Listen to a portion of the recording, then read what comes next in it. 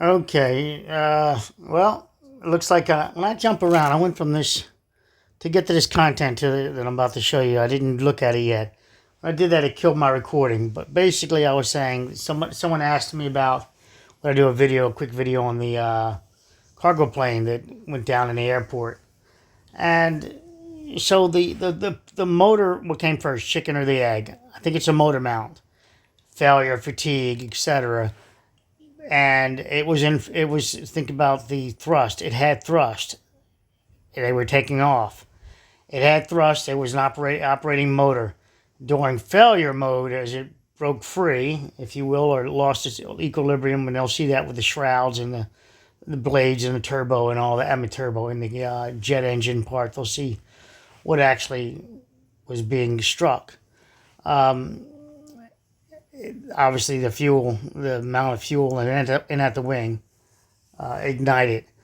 And don't forget about the right motor, probably still working, had thrust, and that would give it lift on that side. It give it extra lift, and as you're sitting in the cockpit, it would allow that right wing to lift more so, and then you would get the counterclockwise turn, and the plane going, up.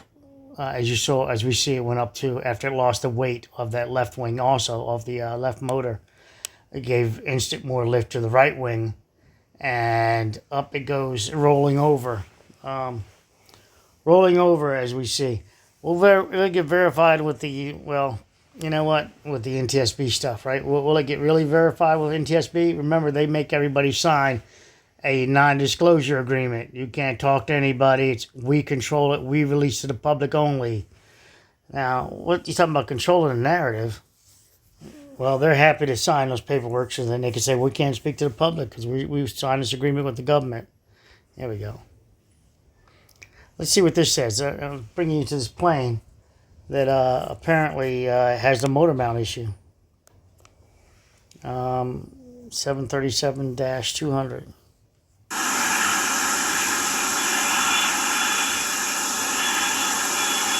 Look at that thing.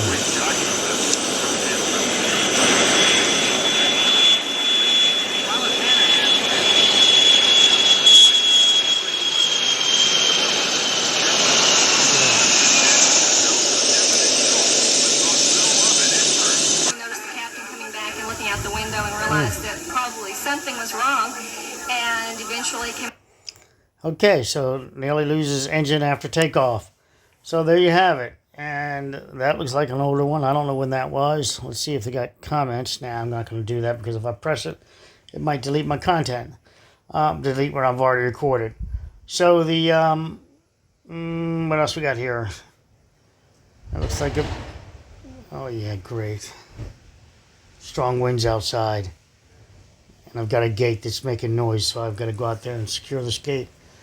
All right. So simply put, that maintenance fractured motor mount, it happens. You see it happens, and there you go.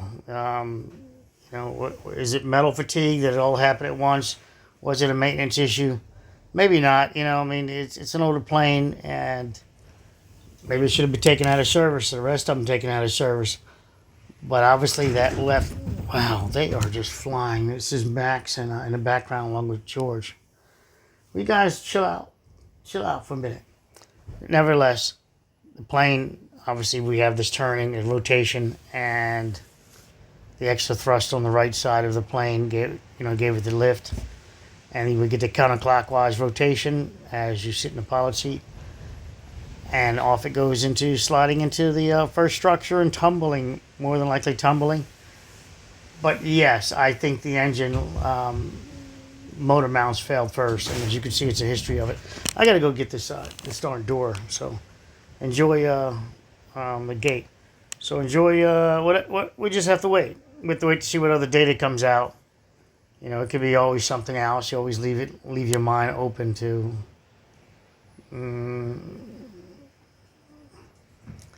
That the engine failed, upon thrusting up, that the engine had a combustion moment.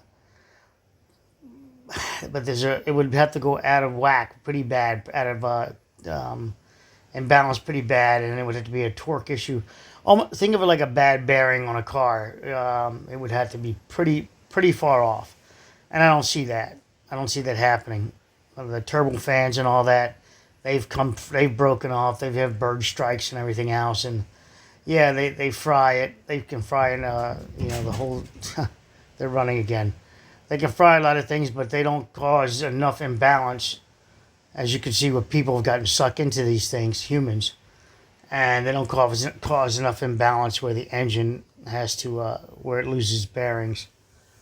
Literally uses its rotational center mass.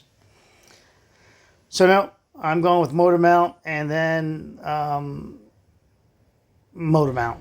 Take care. Love you guys. Bye. Mount fatigue, wing fatigue, mount fatigue, somewhere connecting there.